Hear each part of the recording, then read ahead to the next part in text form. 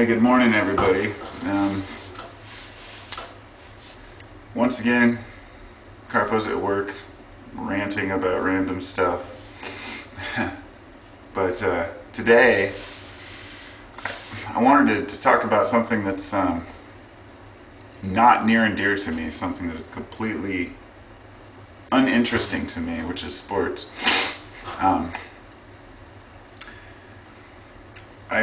I just noticed an interesting coincidence, which I'm sure many others have noticed and is probably a joke among people, but as a non-sports person, I have never noticed. We have the NAACP and then the NCAA. Almost the same letters, yet they're like polar opposites. And the NAACP is the National Association for the Advancement of Colored Persons. Sorry. I was thinking of AARP for a minute.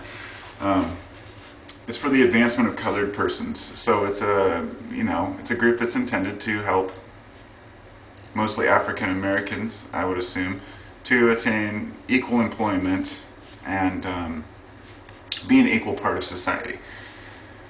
Then we have the NCAA, which is the National, the Collegiate Athletic Association, which basically, for those who don't know, and this is, I watched a documentary on this last night, it's just fascinating. The NCAA is a non-profit organization. So I looked up their income, and they made almost $1 billion last year. They make billions of dollars every year off of merchandise, off of college teams, and what do the players get? What do these college players get? Oh, they get a free education. Well, let me tell you, the reality is that they don't.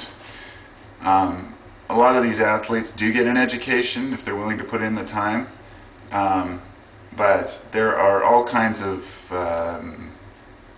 frauds going on where people are basically passing these kids without the kids even doing any work, without the kids doing any school work.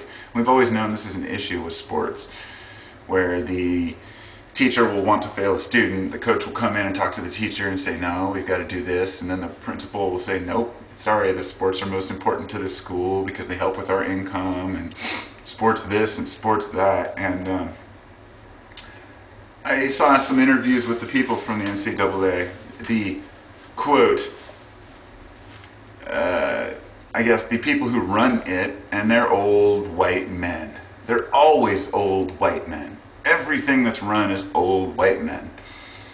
So these old white men in their suits, they sit around and they talk about how to make more money off of people.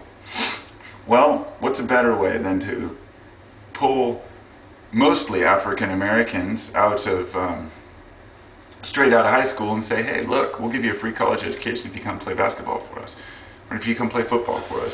And for those who don't know, these kids don't get paid anything. Now, me being opposed to professional sports in the way that it is tailored to our society today, I don't believe that players should be making millions of dollars. But I also don't believe that a person should be playing and beating up their body for absolutely nothing. And especially a kid who doesn't know any better, 18 to 20 years old. 98% of the kids who go into college football don't go anywhere with it. Very few make it out into the professionals, and they know this. So the way to convince them is to give them a college education. Well, I found some interesting points to this. They're not allowed to take any type of income or money for anything. They can't do endorsements. They can't make deals. They can't do anything to make income off of their playing basketball. However, the NCAA is making billions of dollars off of these college teams. The root of many of our sports interest is college football, college basketball. People are obsessed with this stuff, and they pay good money to see it.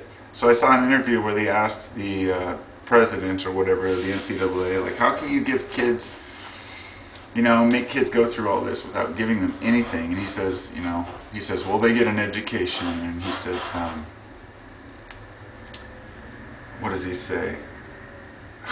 It was horrific, some of the things this guy was saying, but basically the point of, we're a nonprofit organization, we're helping them out, we're giving them an education. I see that just like war, when people say, well, I went into the military so I could get an education. And then what? So you have an education and the rest of your world is destroyed by the mental anguish that's caused by war. Well, in sports, it's the physical anguish that's caused by, broken knees and arms and whatnot. And these kids are not allowed to, they're basically watched consistently. They have not only the public eye on them, but they are actually watched by the NCAA to make sure that they don't break any rules. And if a kid breaks a rule, usually they'll work around it. If they don't like the kid, they'll use the rule as an excuse to kick the kid out. And like one guy lost his... And here's the problem. The coaches have full control over this. The coaches have full control over the kid's scholarship. So if the kid does something that the coach doesn't like, he can pull the scholarship out right from under him and loses everything. What right should a coach have to a scholarship? I think that to me is... it just shows a degree of control, more control. It's sad. But, whoa, the sun's coming up. It's beautiful. I can see it peeking out of the trees. I love sunrise. NCAA, shame on you guys. No. It's just another scam.